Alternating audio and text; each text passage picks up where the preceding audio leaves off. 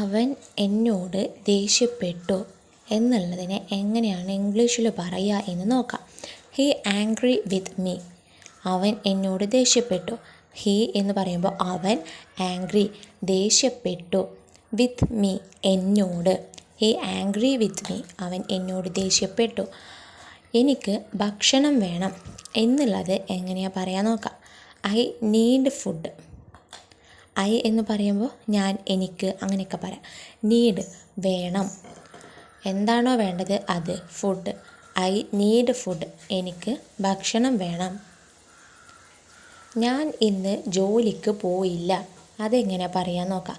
I didn't go to work today. I didn't എന്ന് പറയുമ്പോൾ ഞാൻ ചെയ്തില്ല, അങ്ങനെയാണ് അവിടെ അർത്ഥം വരിക. അപ്പോൾ ഇവിടെ ജോലിക്ക് പോയില്ല എന്നുള്ളത് വരുമ്പോൾ I didn't go to work today. Today എന്ന് പറയുമ്പോൾ ഇന്ന്, വർക്ക് ജോലി.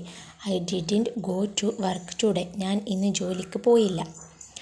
അവൻ എന്നോട് മോശമായി സംസാരിച്ചു എന്നുള്ളത് എങ്ങനെയാണ് പറയുക. He spoke badly to me. He spoke എന്ന് പറയുമ്പോൾ സ്പോക്ക് എന്നുള്ളത് സംസാരിച്ചു എന്നാണ് വരിക. ഹീ എന്ന് പറയുമ്പോൾ അവൻ സംസാരിച്ചു, ബാഡ്ലി മോശമായി, ടു മീ എന്നോട്.